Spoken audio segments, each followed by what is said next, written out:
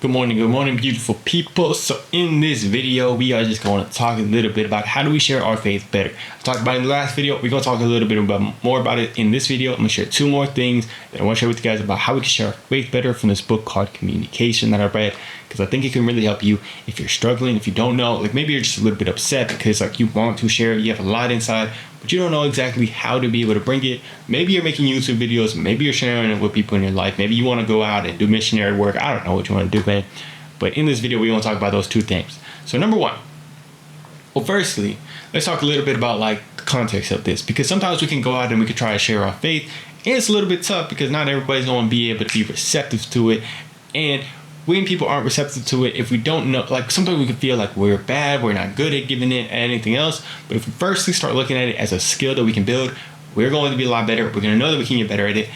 Secondly, knowing that it's not anything that's like easy. It's not going to be easy to be able to do this. It's going to take some time.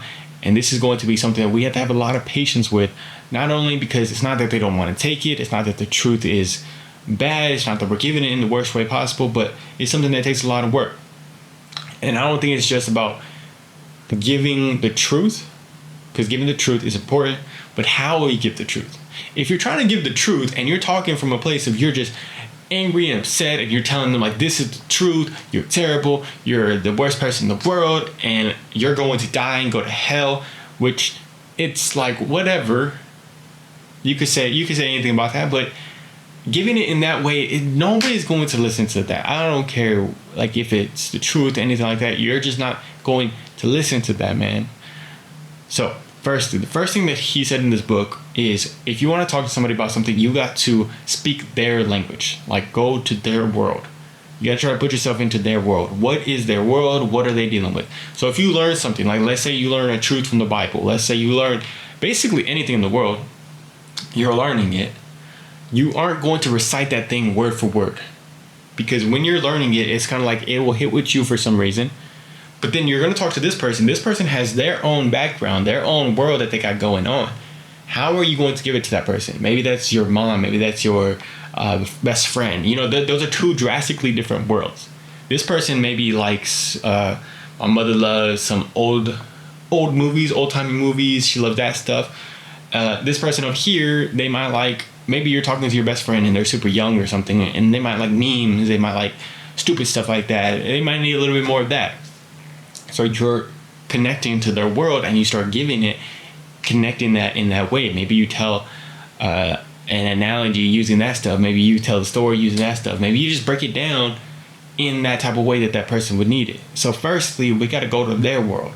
We got to think about them, not just like, oh, this is how I remember it. This is what worked for me. And, you know, using that, because that's not always going to connect with somebody. Also, if you're going to like freaking Japan, you're not going to speak to the Japanese people in English because they're not going to understand. You got to speak their language.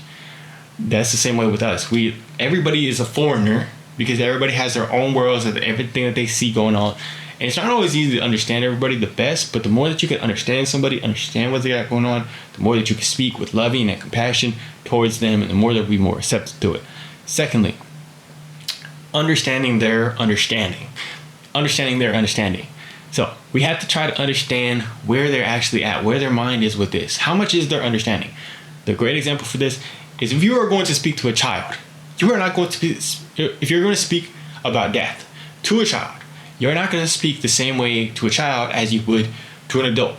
If you're speaking about death. So I'm not going to tell the kid, you're going to die, you're going to go, and you're going to, you know, everything's going to be black, you're never going to see anything again. That's the example he gave. He said that a Buddhist teacher would even go and like he would kind of talk about it a little bit in different ways. And they would ask him like, why are you like changing it up? It's the truth. Like it's the truth. But you have to understand where that person is currently. So with a kid, they're not going to really understand. They're not going to be able to grasp stuff as easily. So what they did is actually making it akin to a cloud. A cloud, for their example, is like a cloud is just here and then it's gone. It's here, then it's gone. And you don't really think about it too much. I don't remember the exact example, but that was like the analogy. It was an analogy about a cloud. So something as simple as that. You know, making stuff simple. Making something that you find, and you know, it might be complex. Somebody might not be on the same understanding that you have of it, but we got to be able to think about it in a way that we can break it down for this person. Now, that is not something that is easy. That is going to take time. It's going to take a lot of effort.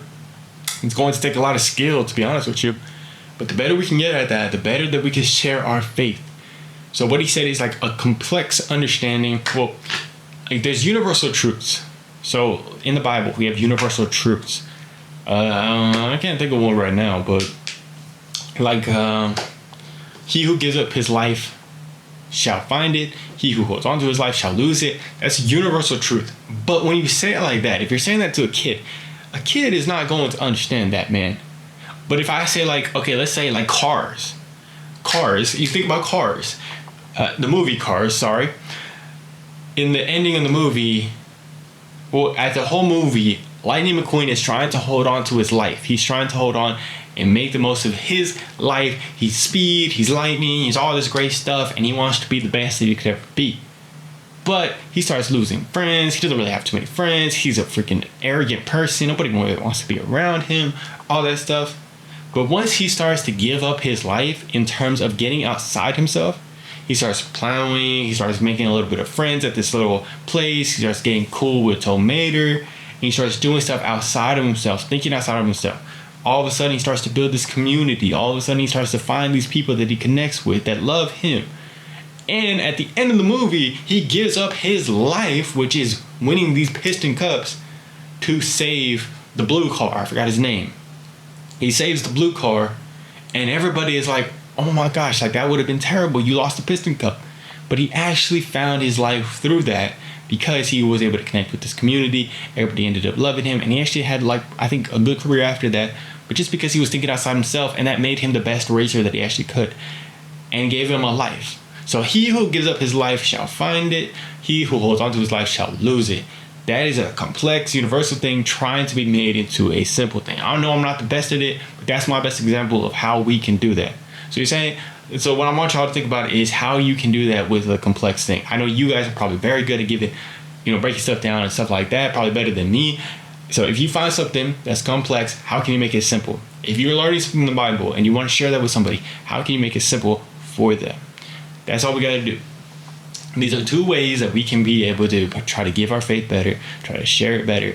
And I'm very excited for it because it's something that we can get better at. It's something that we are going to improve at little by little. And if you're struggling with it right now, if you have a hard time with that, I hope you guys are able to get better at it and just realize to take the weight off yourself. Realize it's going to be something that takes time, but you can get better at it. And it's going to make you very excited to find more stuff because then you can share it better. I love you guys. Hope you have an amazing day. Peace.